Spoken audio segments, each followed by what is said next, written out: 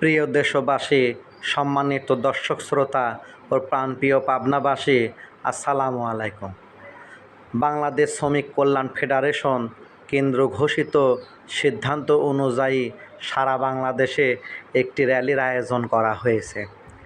সেজন্য পাবনা জেলাতেও একটি র্যালির আয়োজন করেছে পাবনা শ্রমিক কল্যাণ ফেডারেশন। এই র্যালিটি সফল করতে পাবনা শ্রমিক কল্যাণ ফেডারেশন, পাবনা সদর উপজেলা শ্রমিক কল্যাণ ফেডারেশন ও পাবনা পৌরসভা শ্রমিক কল্যাণ ফেডারেশন সকলে মিলে উদ্যোগ নিয়ে একটি সফল র্যালি করা হয়েছে। র্যালিটি শুরু হয় পাবনা শহরের প্রাণকেন্দ্র এয়ার কর্নার থেকে মূল সড়ক হয়ে জেলা স্কুল হয়ে পৌরসভা হয়ে টেকনিক্যাল মোড় ঘুরে বড় বাজারে যেয়ে র্যালিটি শেষ হয়। র্যালিটি পরিচালনা করেন শ্রমিক কল্যাণ ফেডারেশন পাবনা জেলা শাখার সম্মানিত সভাপতি অধ্যাপক রেজাউল করিম, সদর উপজেলা সভাপতি মোহাম্মদ মিরাজ উদ্দিন ও পৌরসভা শ্রমিক কল্যাণ সভাপতি মৌলানা জসিম সহ স্থানীয় নেতৃবৃন্দ সহ বিভিন্ন ট্রেড ইউনিয়ন ভিত্তিক নেতৃবৃন্দ এ র্যালিতে অংশগ্রহণ করেন।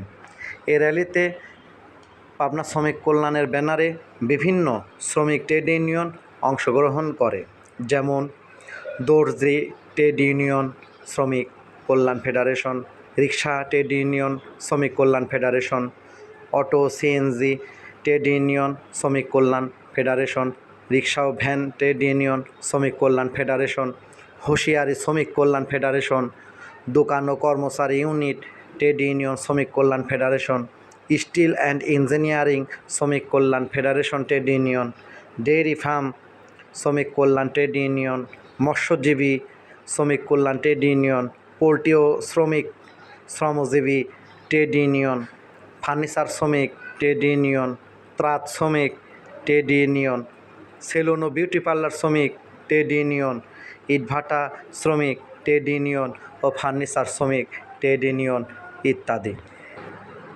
সমস্ত ট্রেড ইউনিয়ন মিলে পাবনা শ্রমিক কল্যাণ ফেডারেশন একটি সফলভাবে র্যালি শেষ করে এবং র্যালি শেষে শ্রমিক কল্যাণ ফেডারেশন পাবনা জেলা শাখার সম্মানিত সভাপতি একটি জ্বালাময়ী বক্তৃতা প্রদান করেন।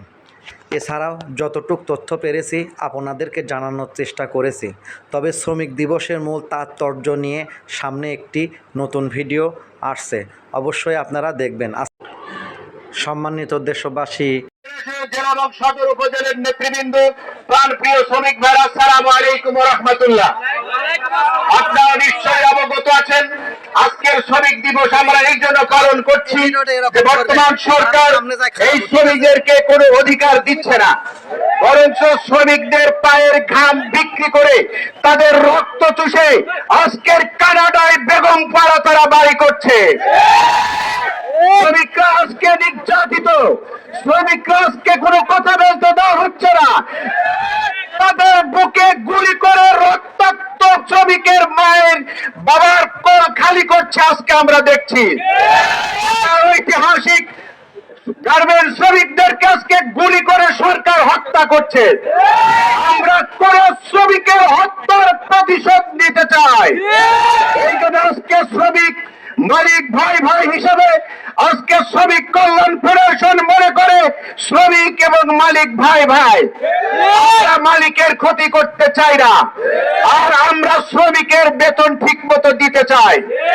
বর্তমান সরকারের কিছু মন্ত্রী এবং যারা গার্মেন্টস মালিক, তারা আজকে শ্রমিকের রক্ত চুষছে, কিন্তু তাদেরকে পাওনা দেওয়া হয় নাই।